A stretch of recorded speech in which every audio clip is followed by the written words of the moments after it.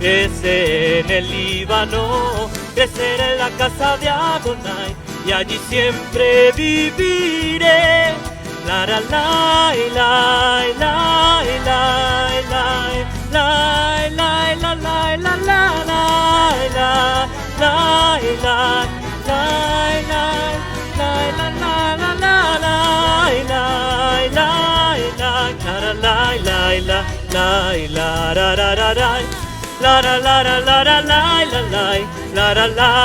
la la la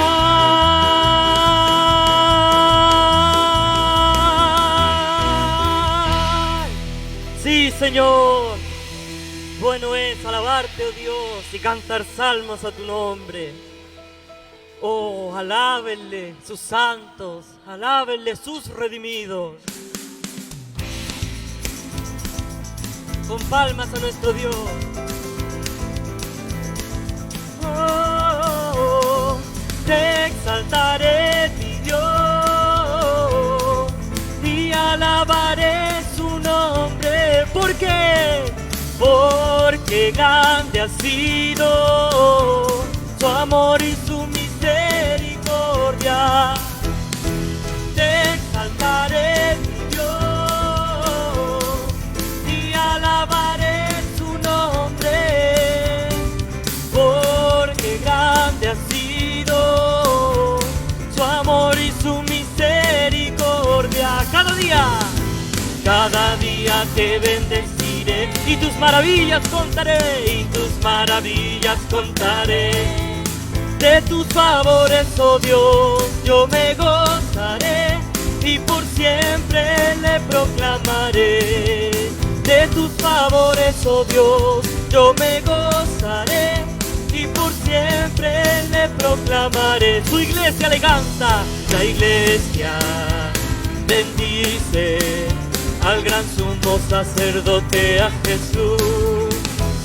La iglesia proclama su nombre, que sobre todo nombre, Jesús bendito Salvador, victorioso eterno. Alaben al Señor, alábenle, alábenle, alábenle, alábenle, alábenle, alábenle, alábenle. Te exaltaré, mi Dios, te exaltaré, mi Dios, y alabaré tu nombre. Cantemos aún a nuestro Dios, porque grande ha sido tu amor y tu misericordia. Sí, Señor, te exaltaré, mi Dios, y alabaré su nombre, porque grande ha sido su amor y su misericordia. Cada día te bendeciré y tus maravillas contaré. De tus favores, oh Dios, yo me gozaré y por siempre le proclamaré. De tus favores, oh Dios, yo me gozaré y por siempre le proclamaré. Su iglesia le canta, la iglesia bendice al gran sumo sacerdote, a Jesús. La iglesia proclama su nombre, que sobre todo nombre, Jesús bendito Salvador, victorioso, victorioso eterno Dios.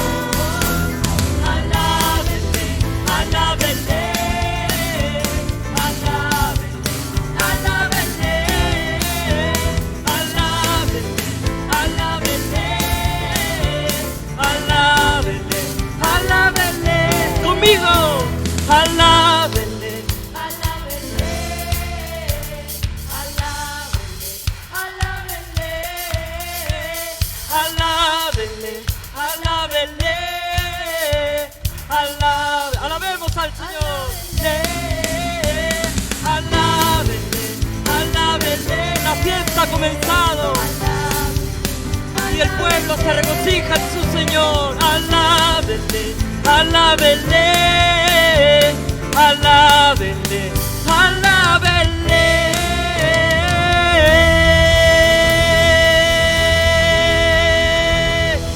Sí, Señor, te queremos alabar, Señor. Tú eres el poderoso de Israel, el fuerte y valiente, el poderoso en batalla eres tú. Tú has rescatado de la muerte, tú has liberado de cadenas de opresión y de esclavitud. Tú has dado luz en oscuridad. Tú has dicho sea la luz, y la luz ha sido en los corazones de aquellos que han creído en tu nombre, en tu glorioso evangelio, en tu palabra que permanece para siempre.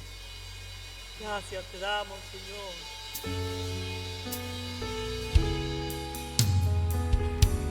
El Salmo 118 dice: no moriré, sino que viviré y contaré las obras de Dios. Él me castigó severamente, mas a la muerte no me entregó. Abridme las puertas de la justicia y entraré y alabaré al Señor. Gracias.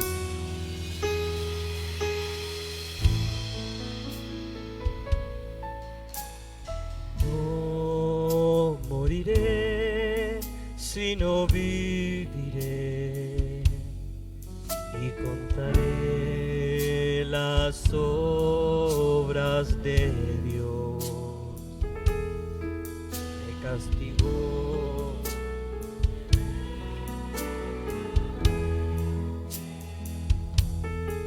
mas a la muerte Él no me entregó.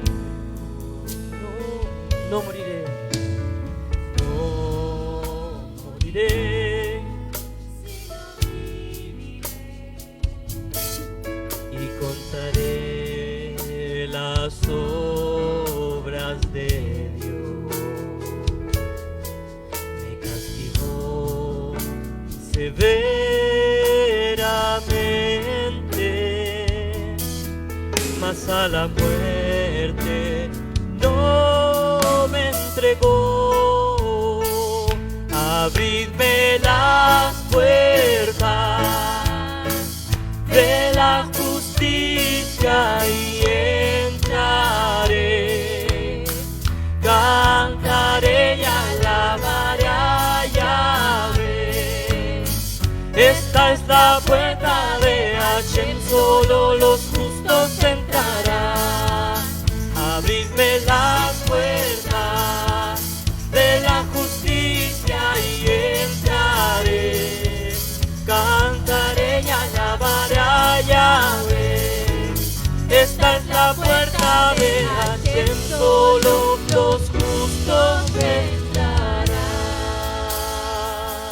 No moriré, no moriré, sino viviré y contaré las obras de Dios.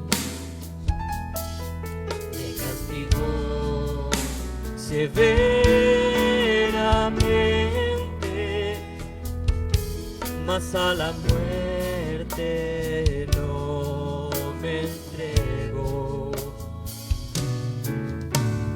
No moriré, sino viviré y contaré las obras de Dios.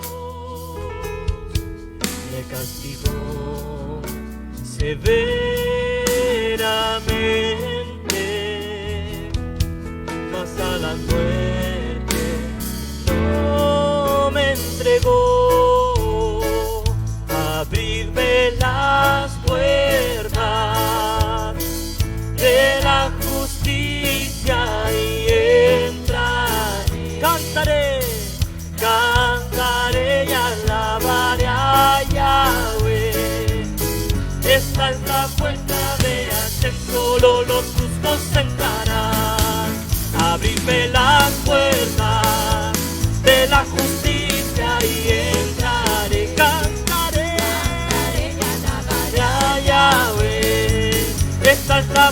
puerta de Hashem solo los justos entrarán. La la la la la la la la la la la la la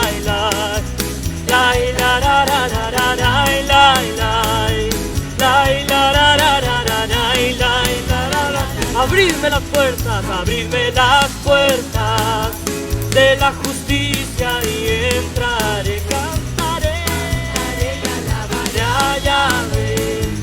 Esta es la puerta de Hashem, solo los justos entrarán. Abridme las puertas de la justicia y entraré, cantaré y alabaré a Yahvé. Esta es la puerta de Hashem, solo los justos entrarán.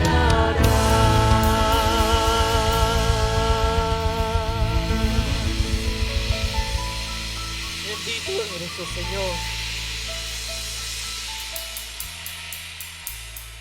Solo los justos entrarán, los santos, los emblanquecidos por tu agua. Oh, cuán gran obra has hecho, Señor, y estás haciendo en la vida. Tú que llamaste de las tinieblas a tu luz admirable, que en tu misericordia nos hiciste renacer de simiente incorruptible. En tu misericordia, aquellos que creen, le has dado la potestad de ser hechos hijos de Dios. No a cualquier imagen, sino a imagen de tu santo Hijo amado. Porque Él es la imagen del Dios invisible, el primogénito de toda la creación, el amado del Padre.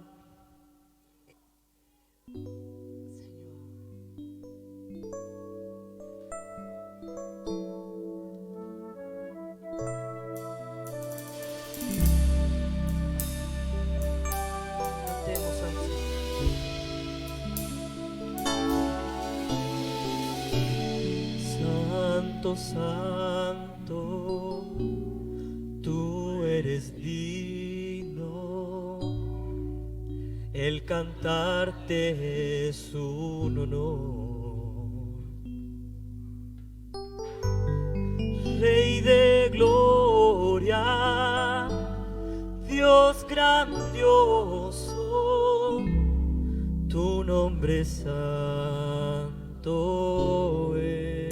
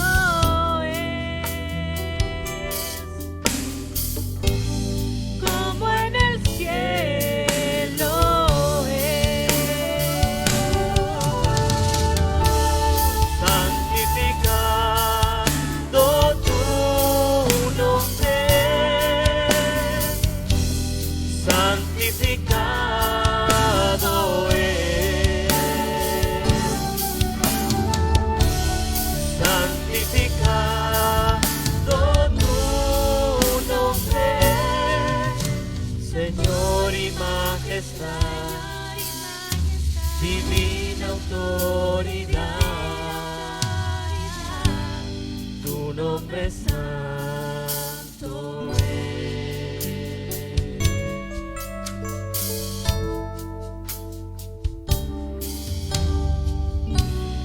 Santo, santo, tú eres digno, el cantarte es un honor. Rey de gloria, Dios grandioso, tu nombre santo es. Tu nombre santo es. Oh,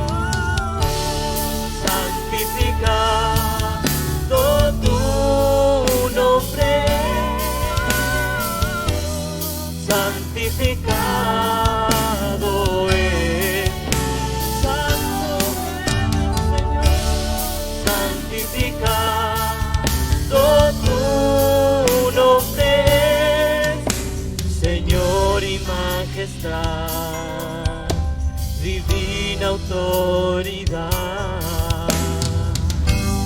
Tu nombre santo es,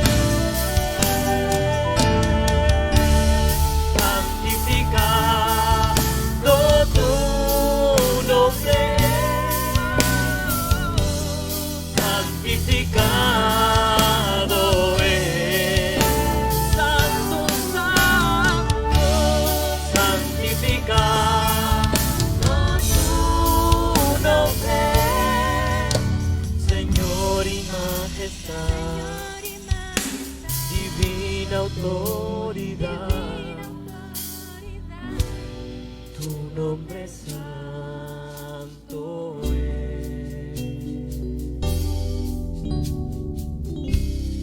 tu nombre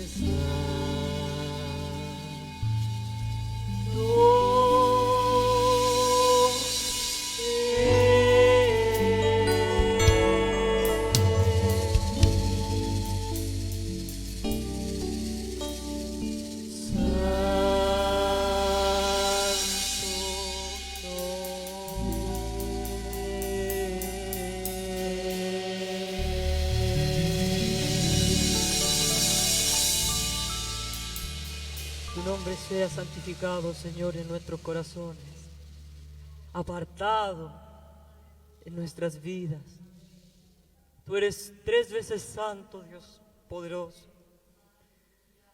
Tú eres el único digno de recibir toda la alabanza y toda la adoración. Porque tú haces una gran obra y por esa obra serás exaltado, que el hombre no puede hacer. Le es imposible, mas tú, siendo Dios, en tu misericordia. Oh, cuántas gracias te damos, Señor. Toda la gloria, toda la honra, todo el honor, el imperio, el poder, todo se ha dado a ti, Señor. Todos son de ti, Señor.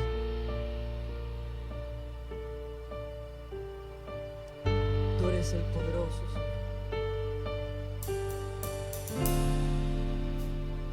No hay nadie como tú, Dios. Queremos postrarnos delante de tu grandeza y proclamarte,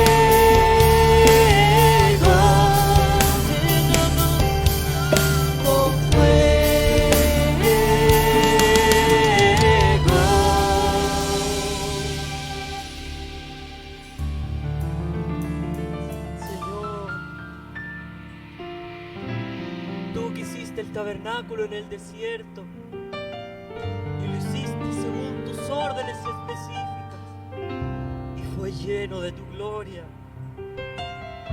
Y nadie ni nada de carne pudo entrar porque tú lo llenabas todo, Señor. Todo, Señor, es tuyo.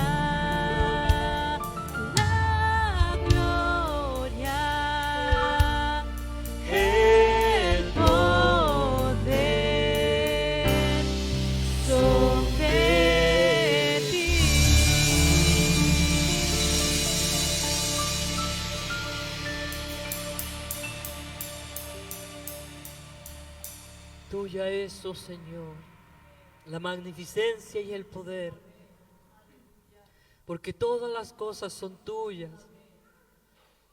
Tuyo es el reino y tú eres excelso sobre todo. Tú eres el único digno de merecer toda la gloria, honra, poder y majestad, porque tú eres el Dios altísimo y tú has hecho todo según tu palabra y el designio de tu voluntad.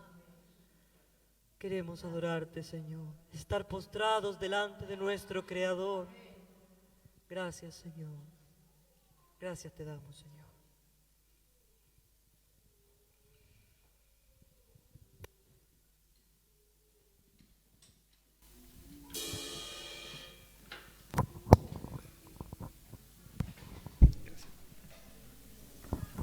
Amén. Pueden tomar asiento, hermanos.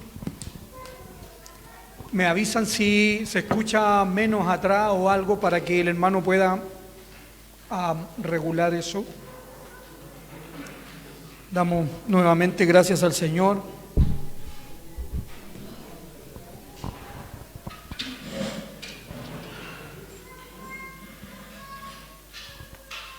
Si hay algo que yo he aprendido con los años que he conocido al Señor, me refiero a los años que he conocido al Señor este último tiempo, porque antes no recuerdo haber visto algo semejante o algo parecido, y tiene que ver con cómo el Señor dirige las cosas o cómo Él hace que uno esté en el lugar preciso, hable con la persona correcta, haga la llamada precisa y hace que la obra se haga en medio de la iglesia sin que haya intervención humana. Eso siempre en este tiempo me maravilla, de verdad me sorprende mucho. Y quisiera aquí que pudiesen estar conmigo aquí en el libro de Timoteo, en la segunda carta del libro de Timoteo. Y muchas veces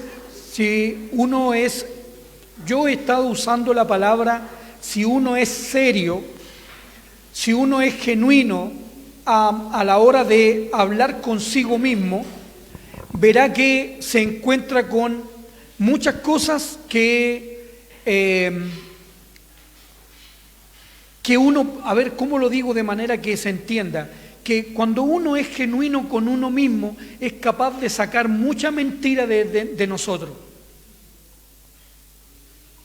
Porque muchas veces nos mentimos a nosotros mismos. Hoy en la mañana en un desayuno hablábamos de ese tipo de cosas. Cómo a veces uno se miente a sí mismo, se engaña a sí mismo, quiere presentarse de una manera cuando en realidad uno sabe que al mirarse al espejo no es eso. Y entonces, en base a esa meditación, ahora quisiera que ustedes en base a eso pensaran. Si ustedes tuvieran la oportunidad de construir algo, de construir un edificio, una casa o algún tipo de construcción, y tuvieran la oportunidad de elegir a la mejor persona para hacerlo, ¿ustedes buscarían algo mediocre o lo mejor? Si pudieran, porque muchas veces nosotros nos vemos limitados por causas de, en este caso, los recursos que tenemos para contratar a alguien. Pero si usted tuviese los recursos para contratar al mejor, ¿acaso no lo haría? Y entonces, en base a eso que es una realidad, ¿por qué muchas veces nosotros pensamos que la obra del Señor, todo lo que tiene que ver con la formación de su iglesia, con la hechura del hombre, al cual Él llama luego que lo vio y fue bueno en gran manera, ¿por qué el Señor se lo encargaría a los hombres? Si la palabra dice que sea Dios veraz y todo hombre mentiroso, si el Señor pone en esa categoría al hombre, si pone en la categoría que no hay ninguno bueno, no hay quien haga lo bueno, no hay ni siquiera uno, ¿por qué el Señor pondría la obra en manos de los hombres? ¿Por qué tendríamos nosotros que oír con tanto gusto cuando se nos hablaba de personajes que supuestamente se destacaban en la Biblia para más que poner la esperanza en aquel personaje, tener esperanza en que nosotros mismos podíamos ser usados de esa manera? Y entonces, si el Señor tiene todos los recursos a su mano, ¿por qué habría de contratar para hacer su obra a un ser humano? Es evidente que es obvio que el Señor no ha tratado ni ha puesto su obra en manos de los hombres, como para que se gloríen tanto, como para que se sienten en lugares especiales, como para que sean tan celebrados. Dice así la Escritura aquí en 2 de Timoteo, con esa meditación.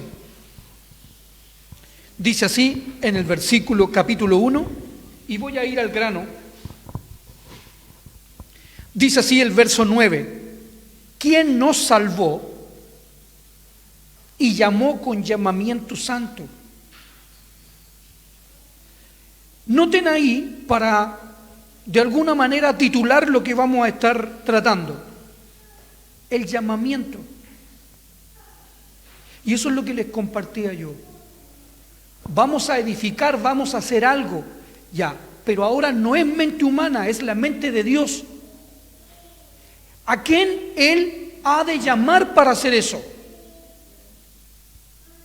Primero, no es un llamamiento de hombre, no tiene que ver con alguien que llama a otra persona. No hay en ninguna parte de la Escritura una evidencia que diga que el Señor llamó de manera exclusiva a un hombre. Cuando la palabra se refiere en Hebreos que llamó a Aarón, dice que es un símbolo del llamamiento que hay sobre el Señor Jesucristo, el sumo sacerdote. Si ustedes leen el libro de Hebreos, verán que tiene 13 capítulos, por ende, el capítulo 8 vendría a ser más de la mitad del libro, y si lo leen en el versículo 1, dice que el punto principal de lo que se está hablando tiene que ver con que tenemos tal sumo sacerdote que se sentó a la diestra de la majestad en las alturas, a Jesucristo.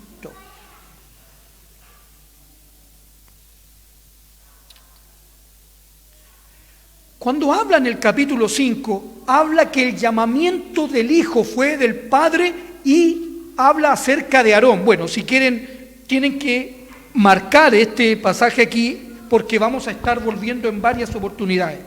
Pero rápidamente venir a Hebreos para poder leer ese pasaje que les estaba comentando. Dice el capítulo 5, y así en el grano, dice que el verso 4, que nadie toma para sí esta honra, sino el que es llamado por Dios, como lo fue Aarón. Y ustedes dicen, Aarón fue llamado, sí, porque es simbólico. Aarón es llamado porque es simbólico, es un simbolismo, por eso que tanto en Hebreos se ve acerca de lo que el hombre no puede entender, el sacerdocio de Melquisedec.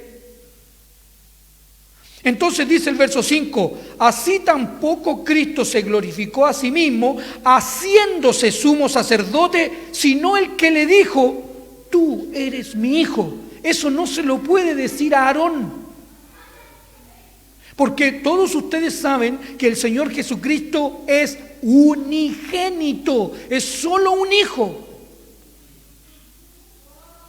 La palabra dice a Abraham que todas las naciones serán benditas en Cristo Jesús.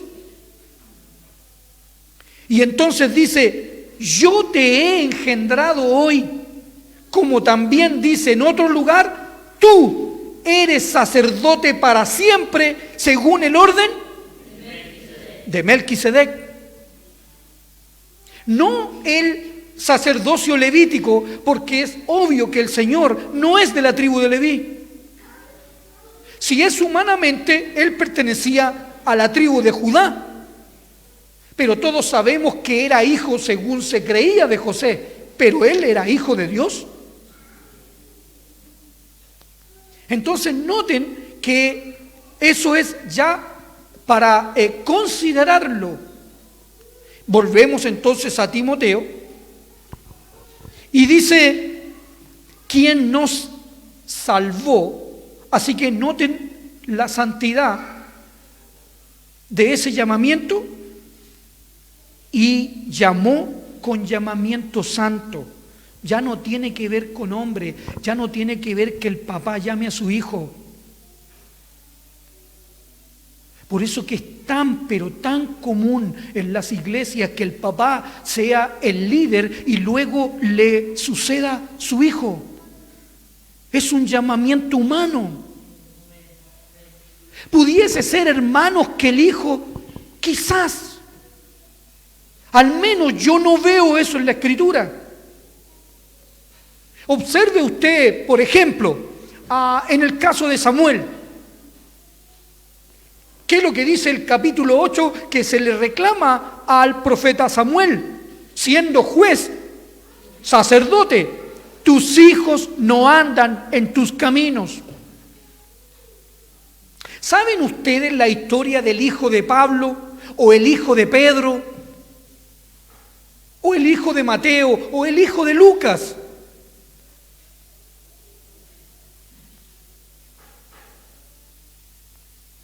Es interesante ese tipo de cosas.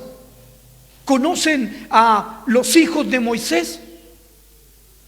Uno de los nietos de Moisés, el sacerdote que usted ve en el libro de los jueces, vea lo que hizo. ¿Hizo Roboán lo que hizo Salomón? No. ¿Era Amnón, el hijo mayor de David, aquel que sucedería a su padre en el trono, habiendo violado a su propia hermana? Al parecer no es una regla. ¿Por qué motivo? A veces me he preguntado cuál es el motivo de eso. Y es porque el llamamiento no es de hombres, es de Dios. Y entonces, notemos aquí en el capítulo, en Marcos, capítulo 3,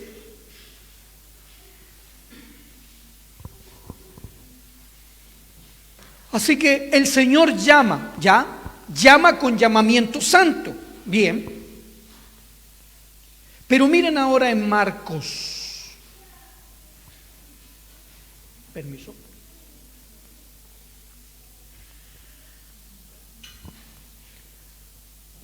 Muchas vidas manifiestan o dicen que tienen el llamado de Dios.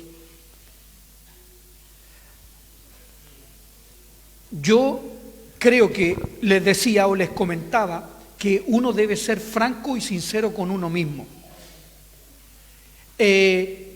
Todos conocemos a el famoso Lionel Messi, o a Cristiano Ronaldo. En el caso de nosotros un poco más bajo, Alexis Sánchez. Sea quien sea el director técnico de la Argentina, sea quien sea el mejor del mundo, el peor del mundo, sea quien sea, si no llama a Leo Messi a la selección argentina, él tendría un tremendo problema. ¿Por qué, dice usted? Porque es evidente que el hombre tiene que estar ahí. Nadie lo cuestionaría. ¿Qué nos enseña eso? Que el llamamiento no estuvo en el director técnico para observarlo, mirarlo y decir, tal persona debe estar. O algún argentino de alguna división más baja hubiese dicho, yo tengo que ser llamado a la selección. ¿Y por qué él dice eso? Lo llamaran. ¿Cuántas personas en países importantes como que el fútbol es importante, y hablo de esto porque es lo que conozco, Brasil, cuántas personas, si solamente en Río de Janeiro hay 50 millones de personas, en todo el país, cuántas personas se pelearán un cubo para estar dentro de los 11 o 21 o 22 elegidos para la selección? La pregunta es, ¿depende del anhelo personal? Depende del entrenador que lo llame. Si dependiera del entrenador, alguien con mucho dinero lo podría sobornar y podría entrar, que debe acontecer. Pero lo más probable es que salga pillado. Lo que nos enseña eso es que ese llamamiento está en la vida de esa persona. Se le nota, se le ve, dije. Se lee, se ve en esa vida. Es evidente ante los ojos de todos.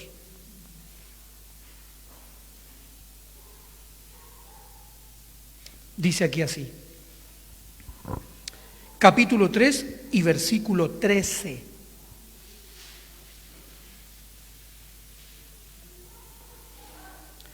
Después subió al monte y llamó así a los que él no tiene que ver con hombres. El llamamiento no tiene que ver con hombres. Y eso, y el hermano lo repite, dice usted. Claro que lo repito mucho porque todo lo que tiene que ver con hombre se corrompe de esta manera. Hermanos, muchas personas llegan a tener puestos por favores. Y yo no puedo hablar más porque es obvio que no se me permite. Pero a veces se llega a puestos por ser familiar de. ¿Les parece conocido a lo que el mundo hace en temas de gobierno y política?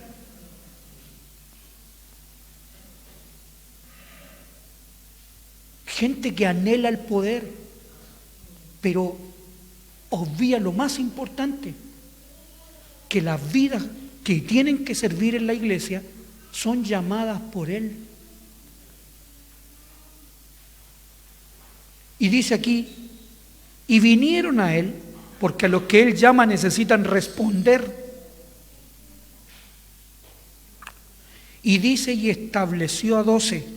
La palabra establecer significa salvó y llamó.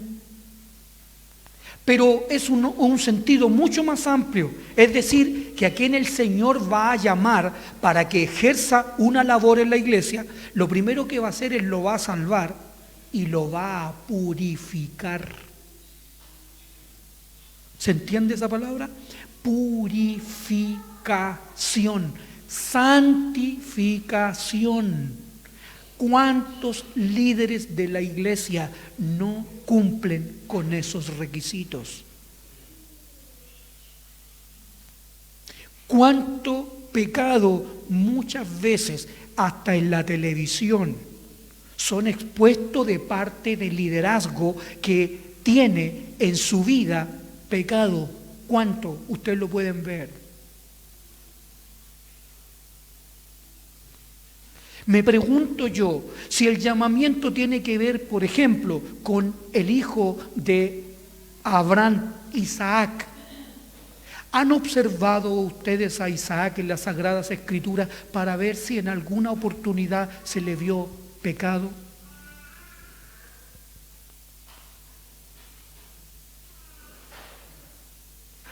¿Han observado a Pablo y su vida? ¿Han observado a Pedro y su vida? Me van a decir, pero hermanos, si acuérdense que negó al Señor, era en todo su periodo y en su proceso de formación.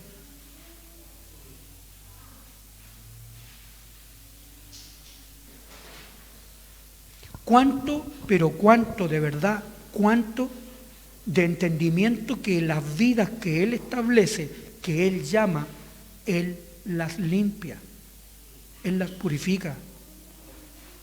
Esas vidas van a representar la vida de Cristo frente a la iglesia. ¿Ustedes creen que va a estar ligado a pecado? Es por ese motivo que incluso la Escritura, hablando solo del área del diaconado, dice que deben ser personas sabias llenas del Espíritu Santo. Es por eso que cuando usted lo lee en Timoteo y en Tito, en cartas que son pastorales, lo que encuentra ahí es vidas que sepan dirigir bien su casa, porque dice, ¿cómo podrán dirigir la iglesia del Señor si no son capaces de dirigir su propia casa?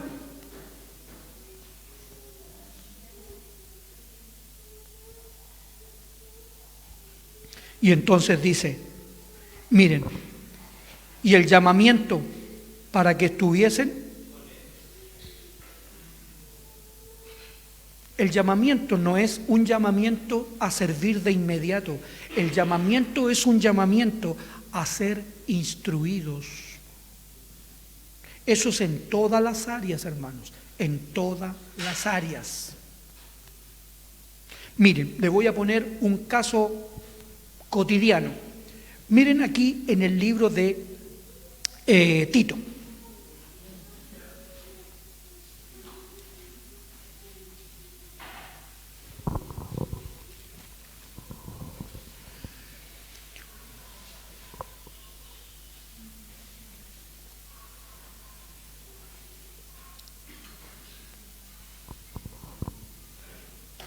Dice aquí,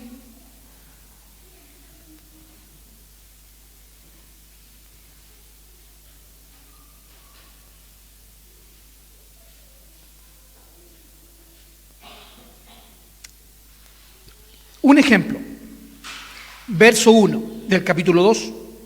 Pero tú hablas lo que está de acuerdo con la sana doctrina, que los ancianos sean sobrios, serios, prudentes, sanos en la fe, en el amor, en la paciencia. Las ancianas asimismo sean reverentes en su porte, no calumniadoras, no esclavas del vino, maestras del bien, que enseñen a las mujeres jóvenes, ¿a qué cosa?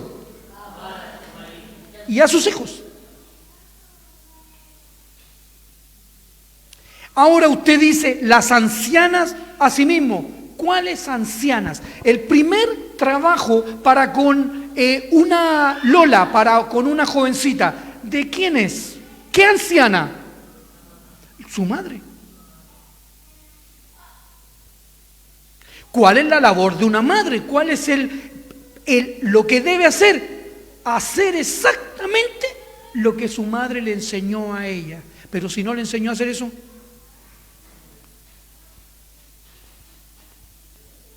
si la formó para otras cosas, porque la proyección que tenía era para otras cosas. Cuando tenga su bebé, ¿va a saber a dónde conducirlo?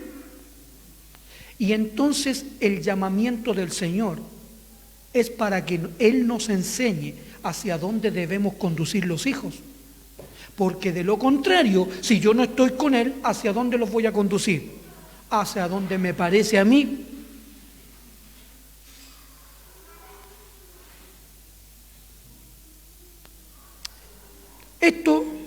en base a esto, en este punto aquí, en 2 de Corintios y en el capítulo 10. Eso de ese llamamiento santo, salvar, santificar, purificar, y hay mucho que decir, de verdad. Uno pudiese estar aquí hasta mañana en vigilia tratando de expresar en las Sagradas Escrituras lo que significa la purificación y en cuántas áreas. Yo voy a tocar una en especial que me interesa en el caso de enseñar, en el caso de instruir. ¿Ya? Y es esta. Dice así en el capítulo 10 de 2 de Corintios, versículo 3. Pues aunque andamos en la carne, no militamos según la carne, porque las armas de nuestra milicia no son carnales, sino poderosas en Dios para la destrucción de fortalezas. Y aquí está, derribando argumentos y toda altivez que se levanta contra el conocimiento de Dios, y llevando cautivo todo pensamiento, ¿a qué cosa? Fíjense que si el llamado es hacer algo, no lo puedo hacer con mis argumentos. ¿Saben? Ustedes saben que yo hago clases de guitarra. Yo no le puedo enseñar a alguien si cree que sabe. No se puede. Si yo le enseño a alguien que cree que sabe, siempre va a estar contradiciendo lo que yo digo. O si le entrego un libro, va a estar mirando en las hojas que siguen.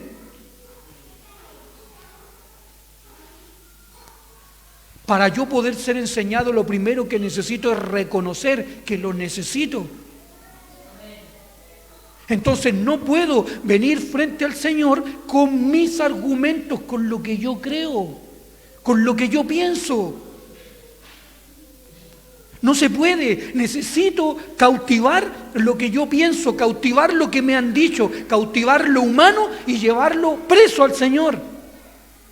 Porque si ustedes fueron formadas, volviendo al ejemplo anterior, si las mujeres fueron formadas para no tener hijos, porque eso es lo que se acostumbra, al menos en el mundo, enseñar a las mujeres en este tiempo, porque hace unos 30 años atrás no era así, se le enseña a tener pocos hijos, y el mundo entero está en contra de aquellos que tienen más de uno, o más de dos, o más de tres, ni hablar de aquellos que tienen 5.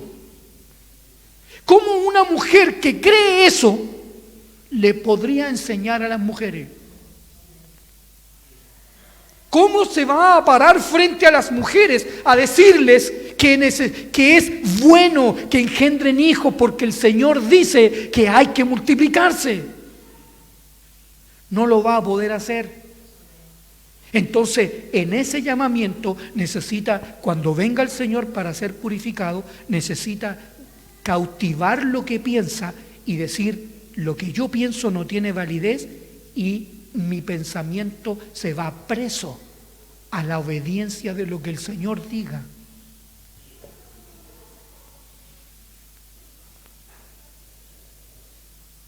Ya no voy a pensar así, no voy a repetir lo que creo, voy a decir lo que el Señor dice.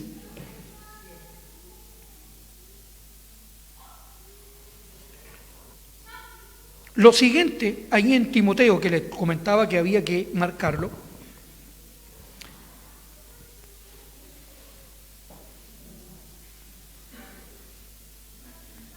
luego, si lo va a llamar, lo siguiente en el versículo 9, que está todo ahí, dice: no conforme a nuestras obras, sino según.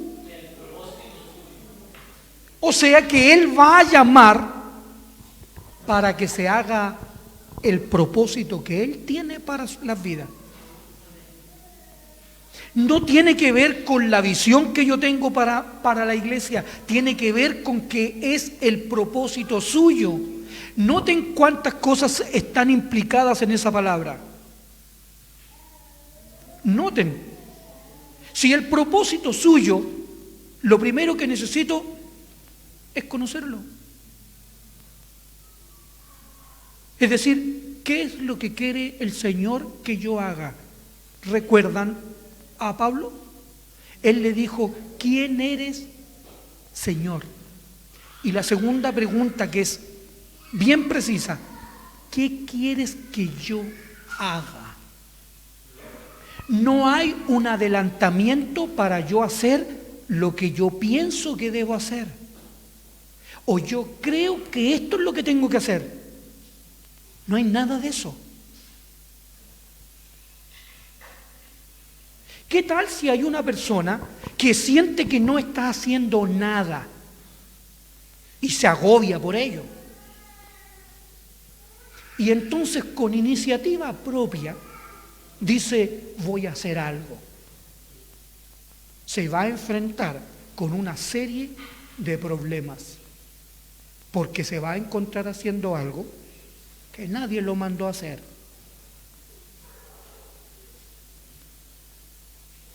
Y si alguien hace algo que nadie le mandó a hacer, ¿cuál será el fin de ello? Al menos una despedida se llevará. Si usted coloca en la empresa a alguien que tiene que hacer algo y esa persona viene y se va a otro lugar, ¿y dónde está usted? No, es que me gustó más esa área de la empresa, me fui allá. Pero yo no lo contraté para hacer eso. El propósito que yo tenía para usted era que usted trabajara en esto. Analicen ahora, porque de eso se trata, más que leer, es analicen ahora cuántas vidas se apresuran para tomar o redirigirse sola. Voy a hacer tal cosa, voy a hablar tal cosa, voy a comenzar a hacer tal cosa en la iglesia. Según la buena intención que tenga. Pero y entonces preguntó acerca del propósito de Dios. ¿Qué? ¿Va a ir a comprar usted? Sí, pero espera. Hace unos martes atrás, hace unos martes atrás recuerdo que un joven, en un hogar donde fui invitado a tomar desayuno, el joven, antes de que saliera, tomó un dinero, ¡pum!, y se fue en su bicicleta, ¡pum!, y volvió al tiro. Y trajo 3 panes. Para 8 personas. Dejó a todos sin pan. Y entonces vi a su madre decirle, pero fuiste, sí, es que yo creí que íbamos a comer 3 panes nomás, porque ya había pan. No, pues sí. Tenías que esperarte para que yo te dijera que había que traer 1 kilo porque venía el hermano a tomar desayuno. ¿Cuántas personas hacen eso? Hacen cosas porque parece que hay que hacerlas, sin esperar una instrucción, sin esperar ser hecho. Si ya veíamos, lo llamó, sí, lo santificó, sí. Ahora lo llamó para que estuviese con él, para instruirlo. Esa instrucción tiene que ver con una hechura, hacerlo. Y ahora esa hechura, eso que le dio, la forma que le dio, el propósito que le dio, es para que haga lo que el Señor quiere que él haga. No para que él haga lo que él quiere hacer. Y entonces, bueno, ¿cómo es? Dice aquí en Efesios, miren aquí.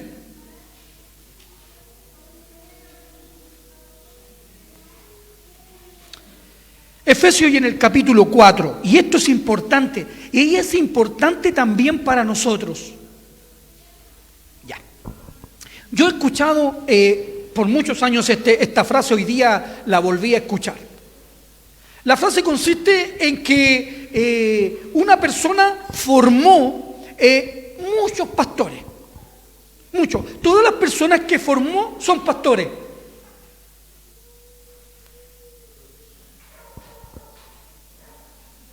Y si usted piensa, la universidad no podría formarnos puros doctores, puros médicos. Si la universidad formara solo dentistas, Tendríamos solo los dientes sanos.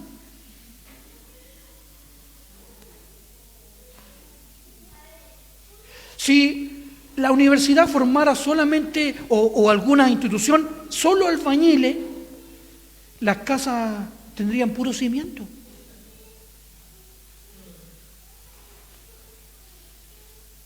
Al menos, usted lo puede ver en todo orden de cosas, Nosotros no podríamos tocar con el Josué solo, si tocara el puro bajo. No podríamos tocar con el Richie solo si tocara la pura batería. Todas las cosas necesitan un conjunto, cada persona en su puesto. Ellos tampoco podrían tocar si no estuviera Gabriel en el audio. Entonces, ¿es un gran logro haber formado solo pastores? Si la iglesia necesita mucho más que eso.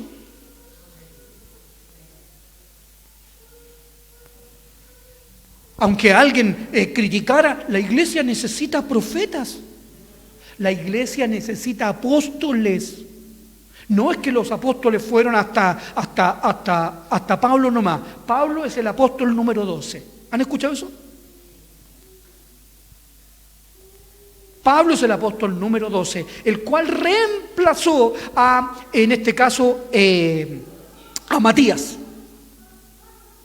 ¿Por qué? Porque Matías fue elegido a la suerte. ¿Lo han visto eso? Fue elegido a la suerte, el Espíritu Santo todavía no venía. Así que fue un llamamiento y nada se sabe de Matías. Bueno, hay de varios apóstoles que no hay registros tampoco. No todos los apóstoles, no hay 12 cartas de los 12 apóstoles. Lucas escribió un evangelio y ni siquiera era apóstol. Era un médico, lo que dice la Escritura, y acompañante de Pablo. Un historiador, en pocas palabras.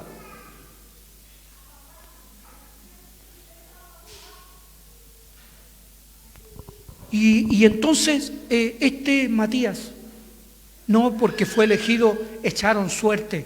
Olvidan que en el Antiguo Testamento el pueblo judío se regía por esa regla.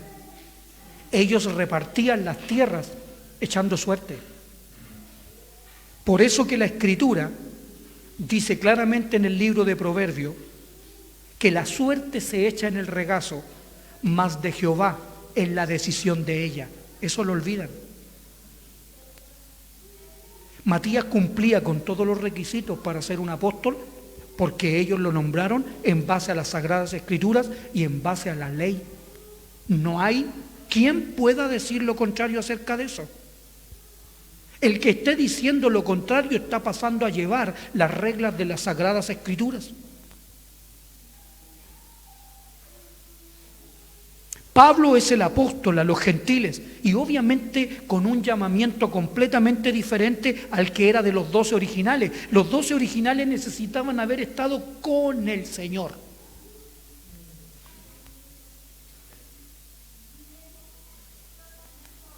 Sin embargo, Pablo no estuvo físicamente con él. Pero aún así, la Escritura se refiere a ellos en el capítulo 11, 12, 13, hablando acerca de Bernabé. Cuando dice la palabra que fueron enviados, él dice la Escritura, y fueron enviados los apóstoles Bernabé y Pablo. Entonces ya tenemos al apóstol, Bernabé tenía otro nombre, pero al apóstol Bernabé. Y ahí entonces ahora son 14. Y entonces tienen ahora otro ejemplo más acerca de esto.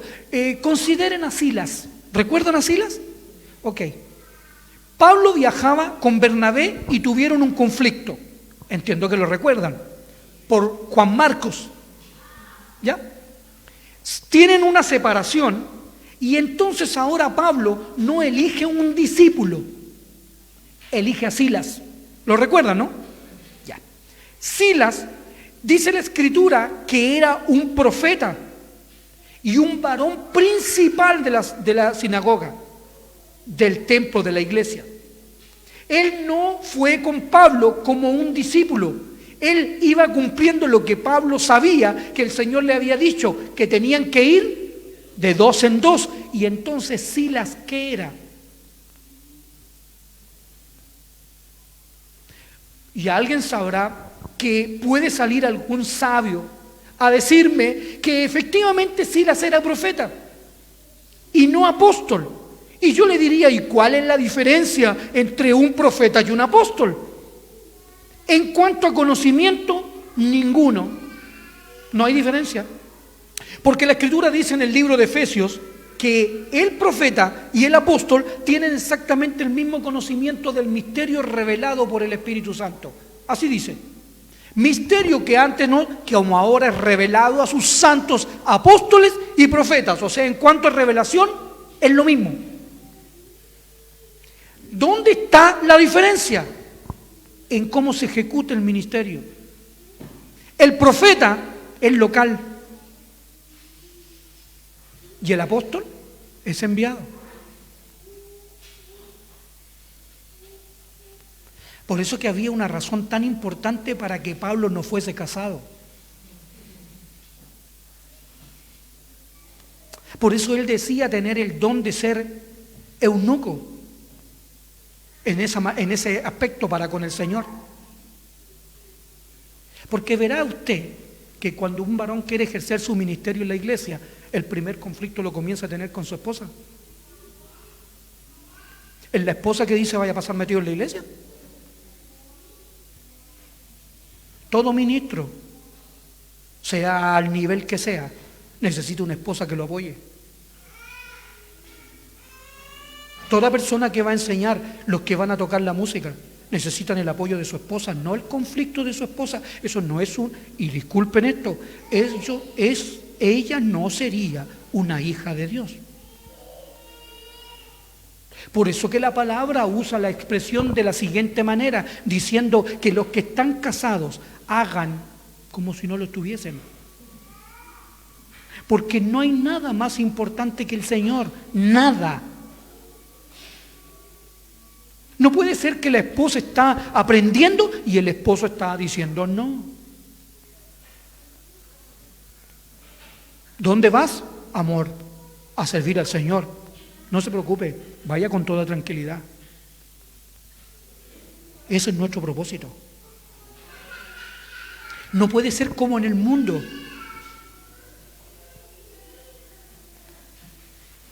Y entonces ahora, note. Bueno, apóstoles, entonces vuelvo. ¿Necesita apóstoles la iglesia? Sí. ¿Necesita profetas? Sí. ¿Usted quiere saber solo doctrina? Porque las cartas pastorales son doctrinales. ¿No quiere saber usted acerca de los misterios de Cristo? Y quiero decirle que cuando un maestro, un hermano, un pastor se mete en los misterios de Cristo, verá usted cómo está la iglesia por eso. Porque es hablar lo que no le mandaron a hablar. A todos nos gustaría entender el Apocalipsis, pero no todos lo entienden. Dice así, capítulo 4, verso 11. Y él mismo constituyó, ¿ve? Personalmente, el llamamiento a unos apóstoles, a otros profetas, a otros evangelistas, a otros pastores y maestros, a fin, con el propósito de ¿qué? Perfeccionar a los santos para la obra del ministerio, para la edificación. El Señor puso todos estos ministerios que usted ve aquí para que se haga lo que Él quiere hacer, edificar a la iglesia. Si usted quisiera o alguien pudiese pensar que Él solo llamó apóstoles y evangelistas y solo maestros, está dejando lo más importante de lado, que tiene que ver con el capítulo 3, que tiene que ver con las bases del misterio de Cristo.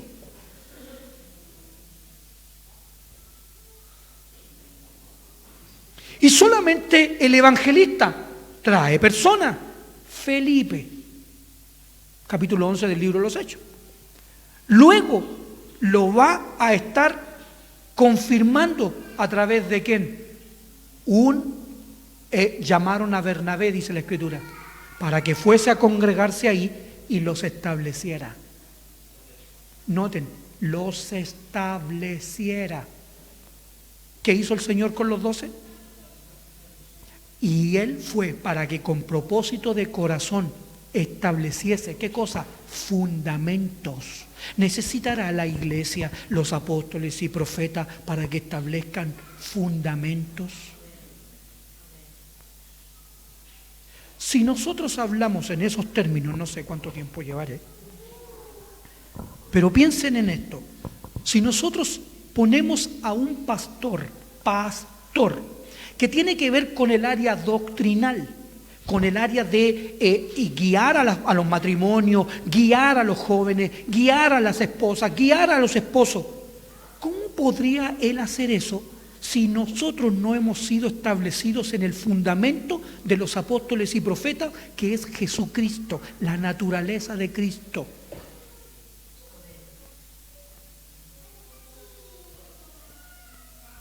Es como si a ustedes les mandaran, y disculpen que yo siempre uso el mismo ejemplo, es como si a ustedes les mandaran un león y ustedes lo tuvieran y ustedes le comenzaran a hablar ahí en la banca que tiene que comer pasto. No, tú tenés que comer pasto, no te podías estar comiéndolo las otras personas. ¿Me entienden? Y a veces es lo que pasa. Le estamos anunciando a los hermanos, por ejemplo, le estamos diciendo a las esposas que necesitan sujetarse, que tienen que estar sujetas a sus esposos. Les estamos diciendo a los esposos, porque se sonríen mucho cuando digo eso yo lo miro de aquí y veo cómo sonríen, y como que comienzan a mirar a la esposa y ¿escuchaste bien eso?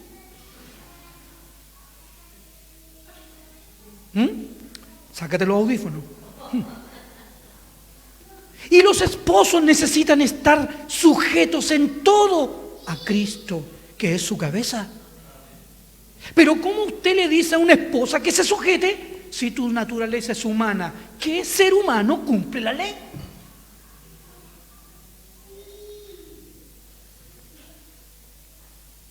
Usted le va a estar diciendo, sujétate, sujétate, sujétate, y ella, seguro.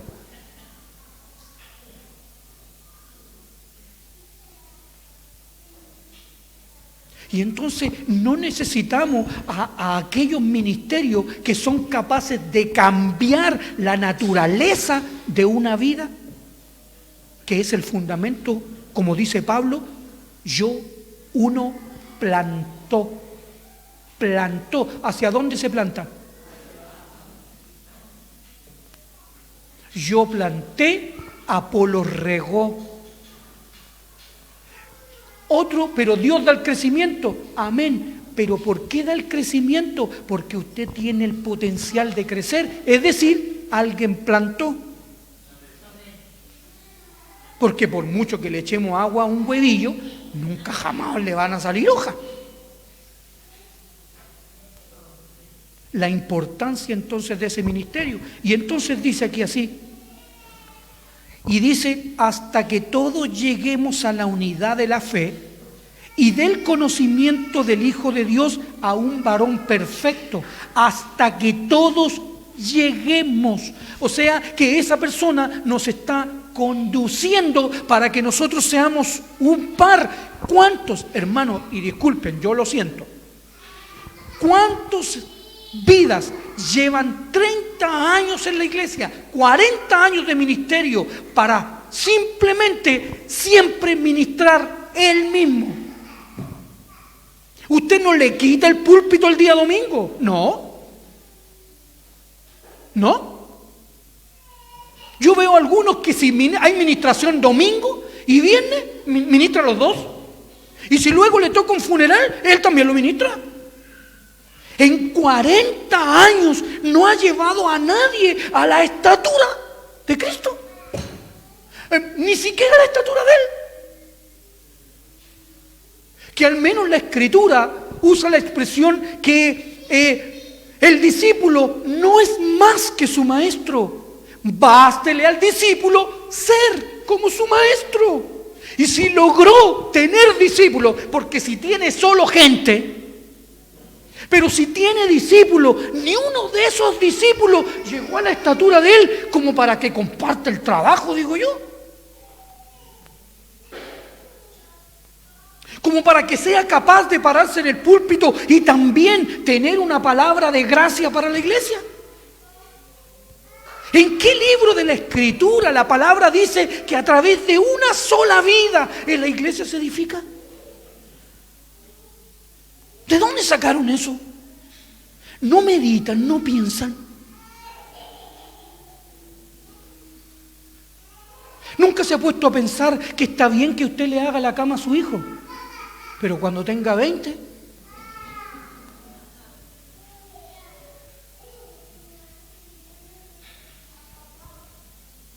quiero ser ingeniero. Parte por arreglar la pieza.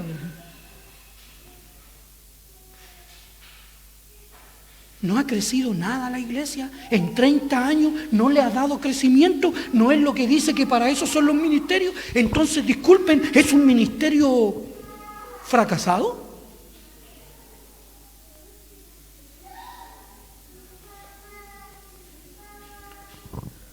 Dice, para que ya no seamos niños fluctuantes. Pero entonces dice verso 15, sino que siguiendo la verdad en amor, crezcamos en todo en aquel que es la cabeza, porque así se crece. El crecimiento es en Cristo, es en la obediencia a Él. Él es la cabeza, así crece el cuerpo. Dice, esto es Cristo, de quien todo el cuerpo, bien concertado y unido entre sí por todas las coyunturas que se ayudan, según la actividad propia de... No dice de un solo miembro. Y perdón que me salió eso como medio... una cosa así. Dice que es según la actividad propia de cada miembro. ¿Qué necesita esta congregación en particular para crecer? A todos ustedes. Que se hagan copartícipes del llamamiento. Pero un llamamiento no se manifiesta porque te dan una orden, no se manifiesta porque te dan una comisión. Se manifiesta en ti como un llamado personal. No existen, y lo voy a decir y me voy a echar a uno encima, no existen los jubilados. El Señor no ha jubilado a nadie para darle paso a los jóvenes, no. Todos, según la actividad propia de cada uno de ustedes. Así crece la iglesia, hermano. Nunca lo olvide. Nunca lo olvide. Si usted está en su hogar, hay que contribuir en esto. Todos nosotros. ¿Nos salvó? Sí. Pregúntele ahora, Señor, ¿qué quieres que yo haga? Y usted hágalo.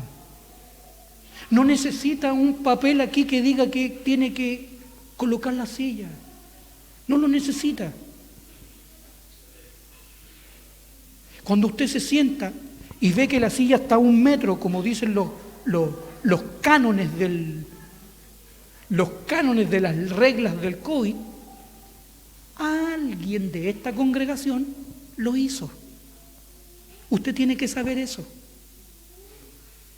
Y hacer, ¿saben? Una de las cosas que escuchaba al pastor Gerson hace poco era decir algo tan correcto, tan edificante. Y es que a veces cuando celebramos la Santa Cena, a veces estamos preocupados de que no hayamos peleado con un hijo, peleado con la esposa para no comer. Ay, no puedo porque tuve un problema en la casa.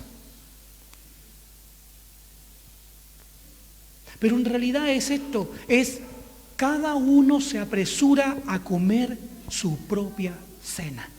¿Le importan los demás? ¿Está comiendo asado en la casa? Sí. ¿Le importa si el otro está comiendo lentejas? Bueno, hay alguno que me va a decir aquí que las lentejas son más ricas que el asado, sobre todo con una longaniza. Sureña es lo posible.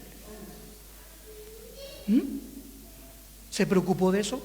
¿Se preocupó cuando está en la casa poniéndose su corbata y preparándose para venir a la congregación para llegar? ¿Cuántas vidas llegan a este lugar a las 4 de la tarde? Entonces se apresura a comer su propia cena. ¿Le importan sus hermanos? La Escritura dice que cuando uno come la cena, la muerte del Señor anuncia, ¿sí o no? Amén. Si uno anuncia la muerte del Señor, ¿cómo fue su muerte? Siendo Dios, se hizo siervo. Y entonces yo puedo comer la cena, pero no importarme los que están sirviendo, sino que a mí solo me importa a mí llegar, y disculpen ustedes, llegar 5 para las 6 a sentarme en la silla que otro puso.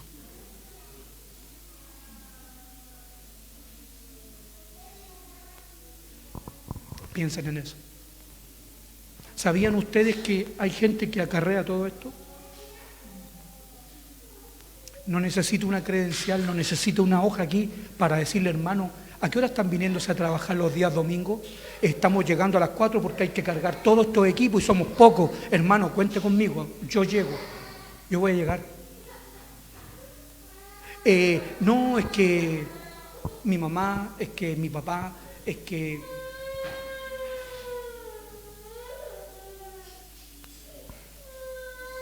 Cada uno se apresura a comer su propia cena. No considera a su hermano.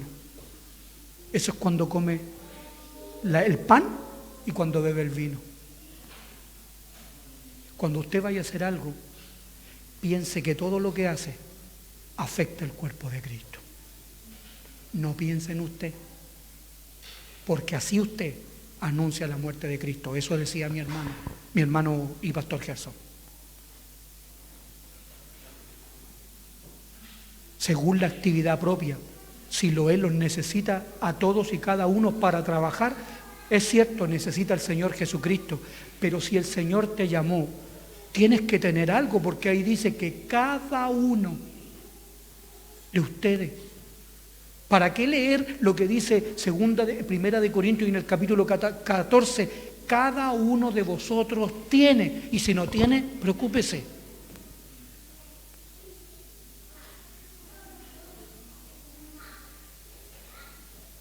La iglesia se trata de amor, la iglesia se trata de entrega, la iglesia se trata de familia. Al que no le guste ninguna de esas palabras, no le guste el amor, no le guste servir, no le guste la comunión, no le guste la familia, no tiene que estar en este lugar, porque este lugar no es para él. Porque nosotros somos la familia de Dios y miembros los unos de los otros. Vidas con el sentir de Cristo, que es el sentir de Cristo, que no mira a sí mismo, sino que mira a los demás como superiores a sí mismo. Se va a encontrar como pez fuera del agua si no se da cuenta de esos detalles. Luego, volvemos ya aquí en el libro de Timoteo, donde les comentaba, a la última parte.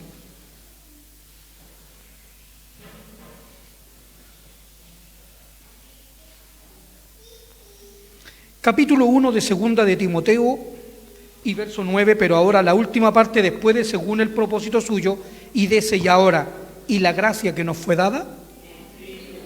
Ok. Ahora, junto con ello, el Señor les ha dado gracia. ¿Ya?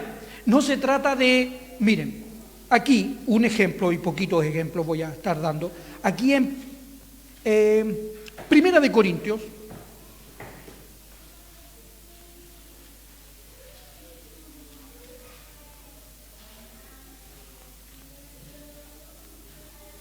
en el capítulo 15, la consideración del hermano Pablo aquí en el versículo 9 dice, porque yo soy el más pequeño de los apóstoles, no necesita ser el más importante, que no soy digno de ser llamado apóstol, porque perseguía la iglesia de Dios. Y ahora, pero por la gracia de Dios soy lo que soy. Y su gracia no ha sido en vano para conmigo. Antes he trabajado más que todos ellos, pero no yo, sino ¿qué cosa? No trate de hacerlo humanamente, porque no se puede. Ese llamamiento, aparte de ser santo para el propósito de Dios, se ha de realizar conforme a la gracia que recibiste. Esa gracia la van a ver los demás en ti. Lo van a identificar en ti. No te puedes autoinferir una gracia tú mismo. Lo he explicado, lo he estado explicando en los hogares. No se trata de auto referirse a uno como con una gracia, como que los demás no nos vieran nada más que cosas básicas. Se trata de verdad en qué lo ven, cómo nos ven los demás, qué miran de nosotros. Miren aquí cerquita en 2 de Corintios y en el capítulo 12. Voy a comenzar a invitar personas a mi casa, lo que sea, como por ejemplo, voy a comenzar a hacer estudios en mi casa para que vean que soy maestro. ¿Se imaginan partiera, no sé, un hermano? Voy a estar invitando tales hermanos. Este hermano, vengan hermano, yo soy maestro. Lo más probable es que si los hermanos no ven eso, luego cuando les diga, hermano, vamos a estar juntándonos este próximo martes, no, hermano, tengo que hacer.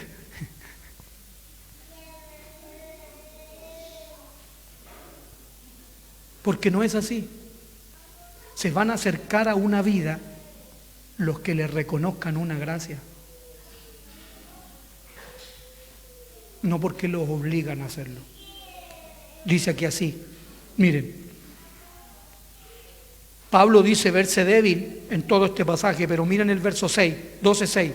Sin embargo, si quisiera gloriarme no sería insensato porque diría la verdad, dice. Pero lo dejo.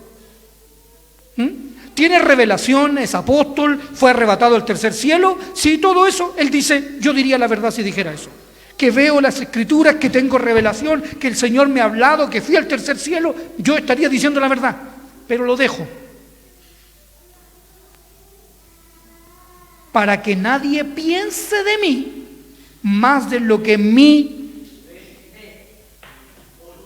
o juzga de lo que yo hablo. Primero, ¿cómo te ve? Le dice, no, yo tengo revelación. No, lo dejo de lado. ¿Cómo lo ve a él? ¿Cómo lo mira? ¿Cómo lo observa? ¿Cómo es esa persona? Y segundo, ¿qué habla? Cuando nos juntamos, cuando nos sentamos a la mesa con él, ¿de qué nos habla? ¿Qué nos dice? ¿Se entiende? Entonces, si yo voy a estar trabajando, es según la gracia, pero esa gracia, ¿por quién es reconocible? Por los hermanos. Van a estar juzgando, tal cual como leíamos la semana pasada, cuando abrió el libro, todos los ojos fijos en él. Lo van a estar mirando. ¿Cómo es? ¿Qué testimonio tiene? ¿Y de qué habla?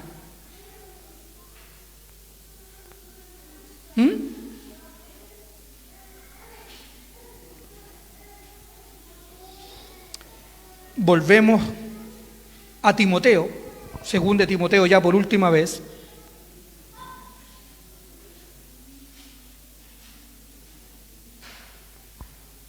Según de Timoteo en el capítulo 1, volvemos por última vez antes de terminar, y dice así, el verso 10.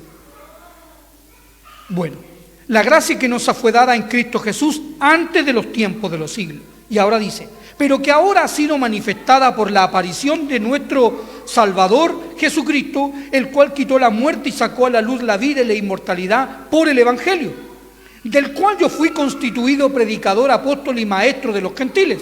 Y ahora, por lo cual asimismo padezco. Por último, la gracia. ¿Qué más?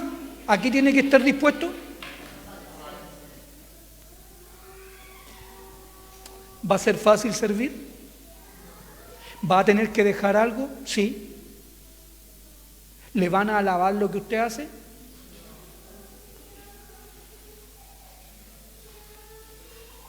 Tiene que estar dispuesto a padecer porque tiene que estar dispuesto a entregar su vida. ¿Saben que cuando ustedes hacen una fiesta o un paseo, comen asado?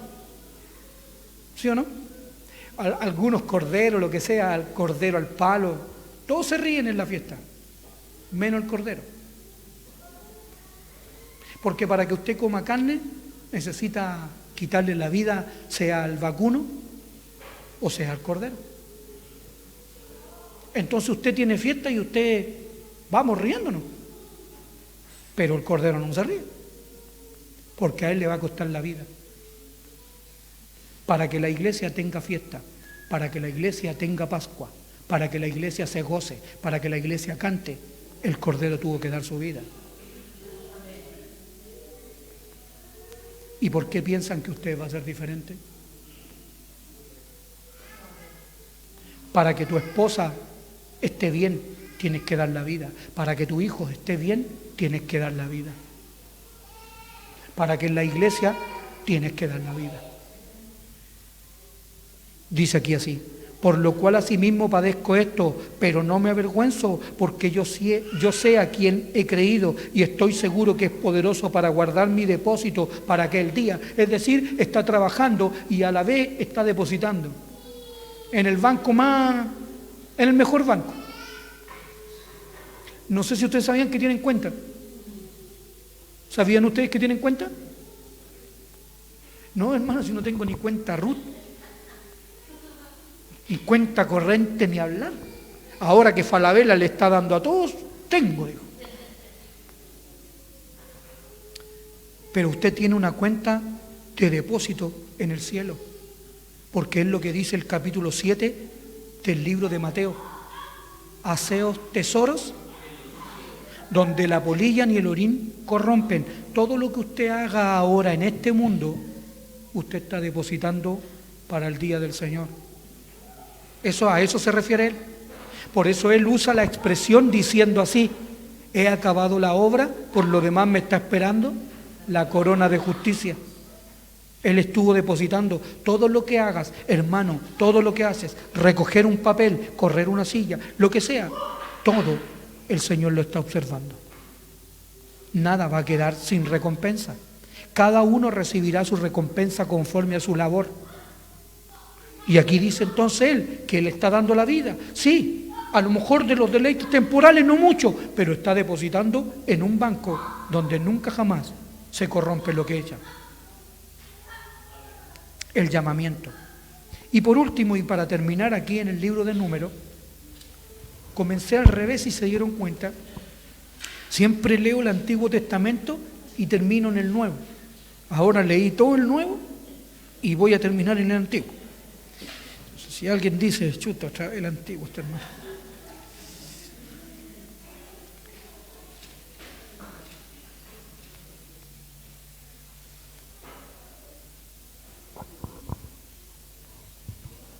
Aquí en el capítulo 16, aquí se presenta una rebelión conocida como la rebelión de los hijos de Coré, pero hay mucho más que los hijos de Coré porque están involucrados los de Rubén.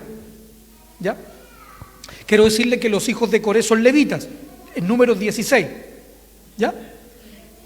Son levitas. Entonces ellos hacen cierta acusación. La acusación está aquí en el versículo 3. Dice: y se juntaron contra Moisés y Aarón y le dijeron: basta ya de vosotros, porque toda la congregación, todos ellos son santos, y en medio de ellos está Jehová o está el Señor. En medio todo, alguien pudiese negar la iglesia, son todos santos y tienen al Señor Jesucristo. Sí. Y entonces dice: ¿por qué pues os levantáis vosotros sobre la congregación de Jehová? ¿Por qué solo algunos?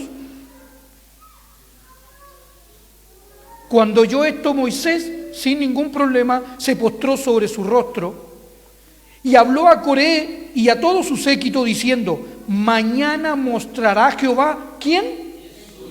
¿Y quién? Y hará que se acerque a él al que él. ¿Qué hizo el Señor Jesús con los 12? Él los acercará. Así que no es que alguien busque revelación o que alguien busque en qué va a servir, sino que tiene que ver con que es el Señor el que lo va a llamar. Él lo va a escoger y Él le va a capacitar. Y eso va a ser evidente ante todos. Aunque otros quieran o reclamen. ¿Por qué siempre el mismo? Haced esto, tomaos incensarios, Coré y todo su séquito, y poned fuego en ellos, y poned en ellos incienso, delante de Jehová mañana, y el varón a quien Jehová escogiere, aquel será santo. Esto os baste, hijos de Leví, dijo más Moisés a Coré. Oír ahora, hijos de Leví. El Señor va a escoger quién va a estar realizando labores como las que hacía en este caso Moisés y Aarón.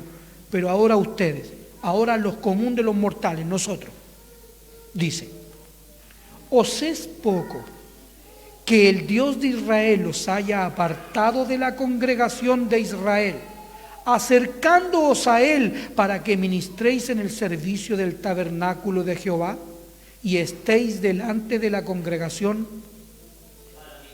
para ministrarle?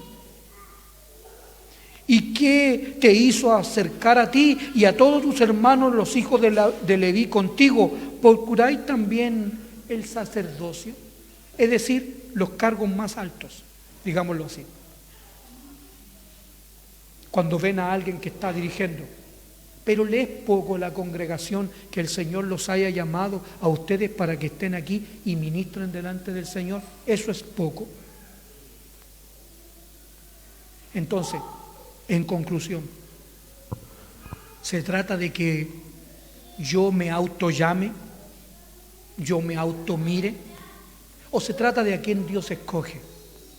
Pero cuando Dios escoge también necesito tener en cuenta algo, que el Señor también nos llamó para ministrar delante de Él, y eso también es importante. De cualquier manera, hermano, no olviden eso. La iglesia se edifica con la actividad propia de cada miembro. Todos ustedes son importantes. Todos, en sus distintas áreas, pero son importantes. Crezcan en el Señor, desarróllense en el Señor siempre, para que el Señor los use para con todo lo que se viene. Hermanos, todo lo que se viene. Al menos yo creo que debemos tener 20 o 25 niños que en 5, 6, 7 años más van a ser jóvenes.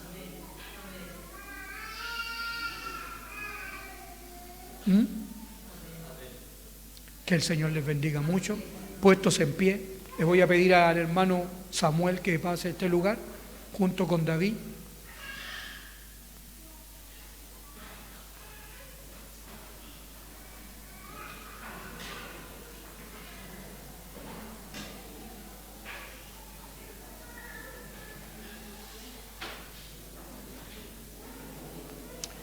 Y puedan estar compartiendo los cánticos para poder ministrar al Señor, que aquel que comenzó la buena obra en nosotros será fiel en terminarla.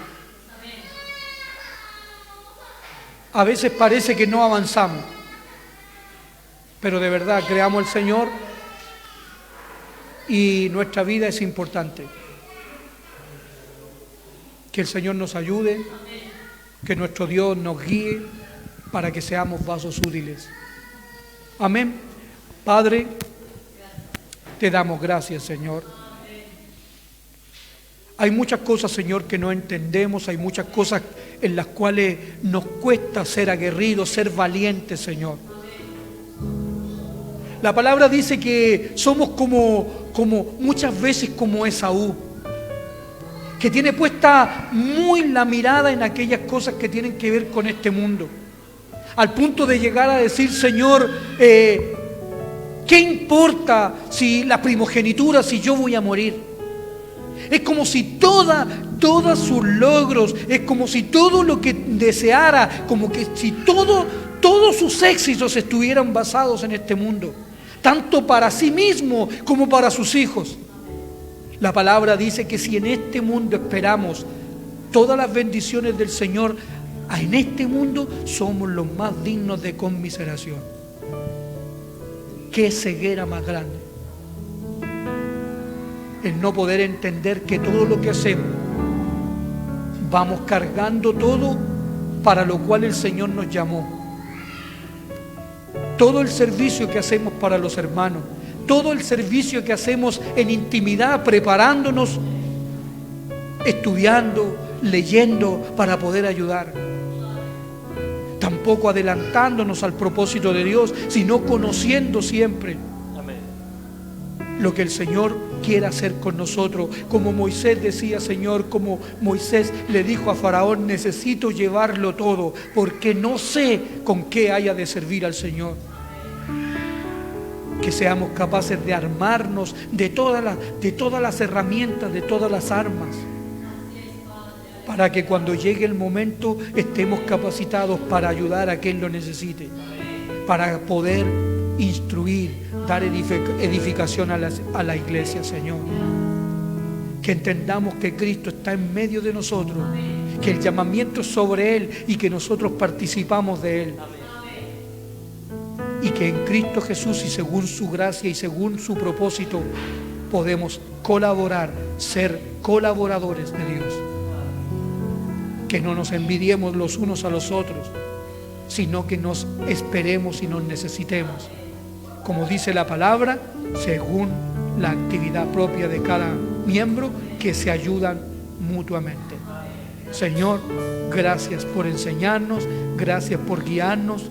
Padre, que tu palabra, Señor, halle cabida en nuestros corazones y genere el fruto necesario. A ti sea toda gloria y toda honra. Gracias, Padre. Amén y amén.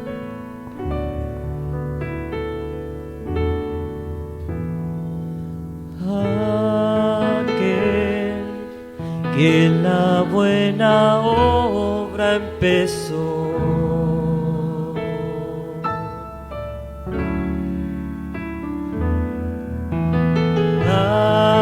que la buena obra empezó,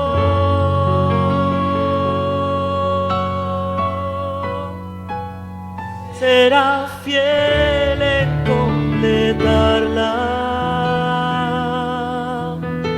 será fiel en completarla.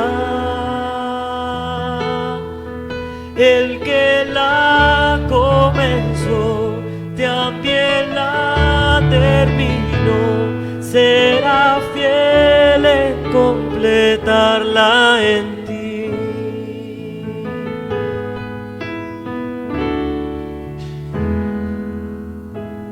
Aquel que la buena obra empezó,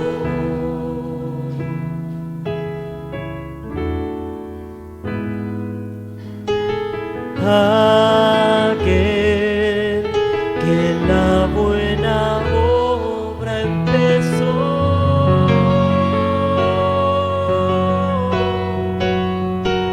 será fiel en completarla, será fiel en completarla. El que la comenzó, también la terminó, será fiel en completarla en ti.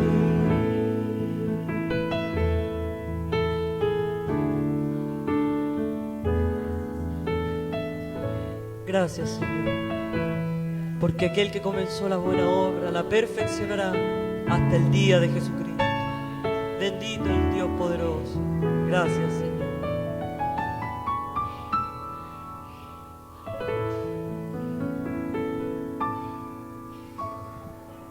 Toma asiento. Damos gracias al Señor porque su palabra siempre es eficaz, va irrumpiendo en los corazones, va haciendo mella, esperando que, como decía el cántico, esa obra que Él ha empezado, Él es fiel. Él es el único que la puede terminar. Así que el Señor nos ayude en esta semana que comienza para cada uno de nosotros. Así que, contentos, gozosos, vamos a irnos a nuestros hogares, que el Señor les bendiga. No olviden los hogares el miércoles, el lunes, el jueves, y nos veremos el próximo domingo. Que esta palabra pueda ir en cada uno de nosotros.